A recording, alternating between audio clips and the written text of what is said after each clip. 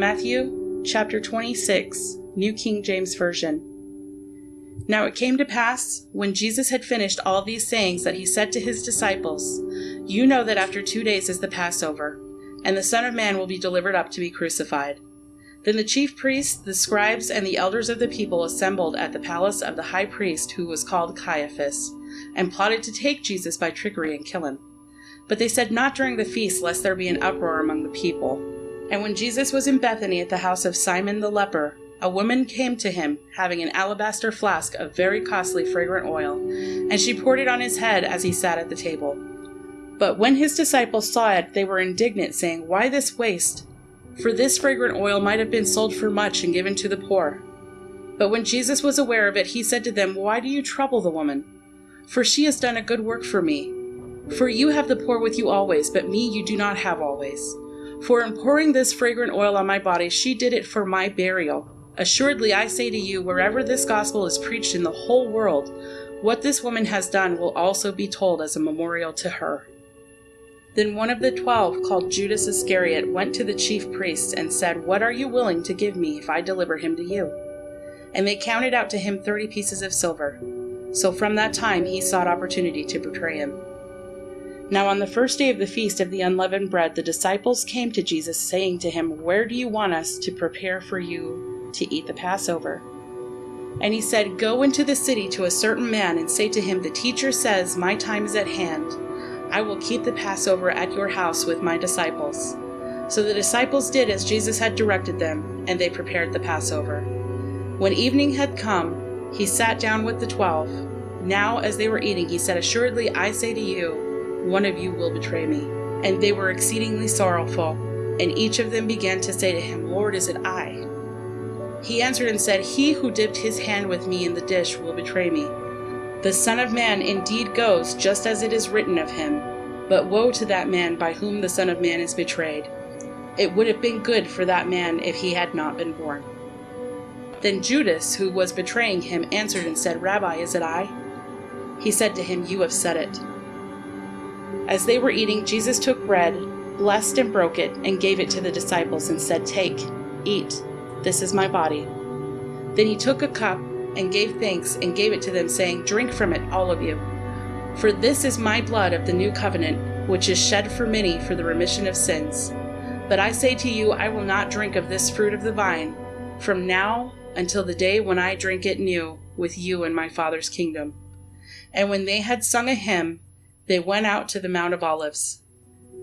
Then Jesus said to them, "All of you will be made to stumble because of me this night. For it is written, I will strike the shepherd, and the sheep of the flock will be scattered. But after I have been raised, I will go before you to Galilee." Peter answered and said to him, "Even if all are made to stumble because of you, I will never be made to stumble." Jesus said to him, "Assuredly, I say to you that this night, before the rooster crows, you will deny me 3 times. Peter said to him, "Even if I have to die with you, I will not deny you." And so said all the disciples. Then Jesus came with them to a place called Gethsemane, and he said to his disciples, "Sit here while I go and pray over there." And he took with him Peter and the 2 sons of Zebedee, and he began to be sorrowful and deeply distressed. Then he said to them, "My soul is exceedingly sorrowful, even to death. Stay here and watch with me." He went a little further and fell on his face and prayed, saying, "O my Father, if it is possible, let this cup pass from me. Nevertheless, not as I will, but as you will." Then he came to the disciples and found them sleeping, and said to Peter, "What? Could you not watch with me 1 hour? Watch and pray, lest you enter into temptation. The spirit indeed is willing, but the flesh is weak."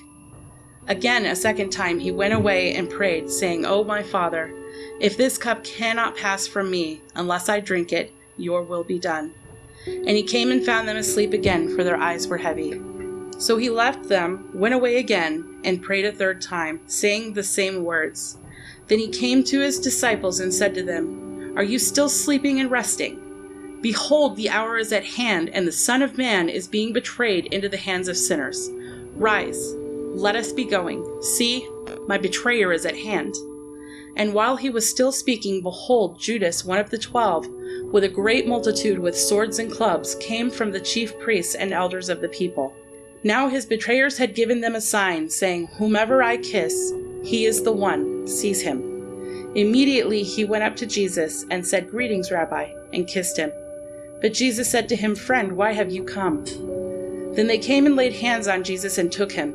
And suddenly one of those who were with Jesus stretched out his hand and drew his sword, struck the servant of the high priest, and cut off his ear. But Jesus said to him, "Put your sword in its place, for all who take the sword will perish by the sword. Or do you think that I cannot now pray to my Father, and he will provide me with more than 12 legions of angels?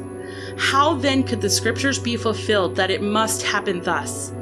In that hour Jesus said to the multitudes, "Have you come out as against a robber with swords and clubs to take me? I sat daily with you, teaching in the temple, and you did not seize me. But all this was done that the scriptures of the prophets might be fulfilled."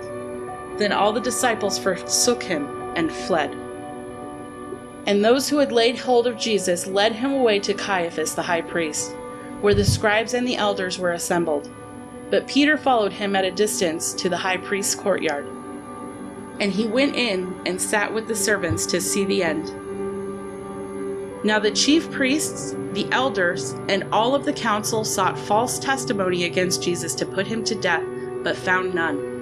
Even though many false witnesses came forward, they found none.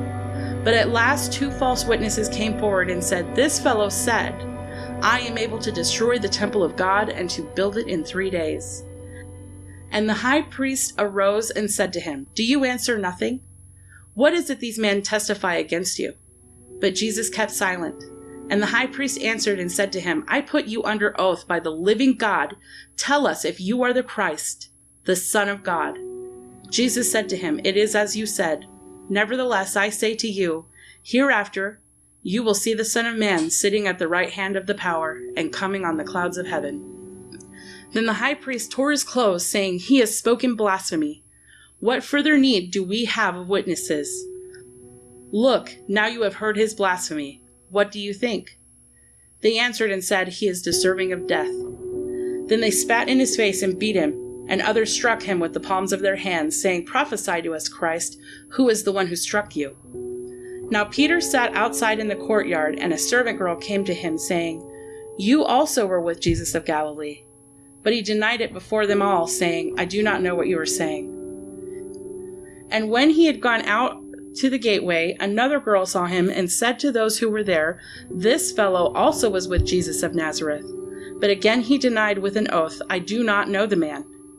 And a little later, those who stood by came up and said to Peter, "Surely you are one of them, for your speech betrays you."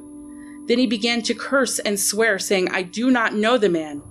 Immediately a rooster crowed, and Peter remembered the word of Jesus, who had said to him, "Before the rooster crows, you will deny me 3 times." So he went out and wept bitterly.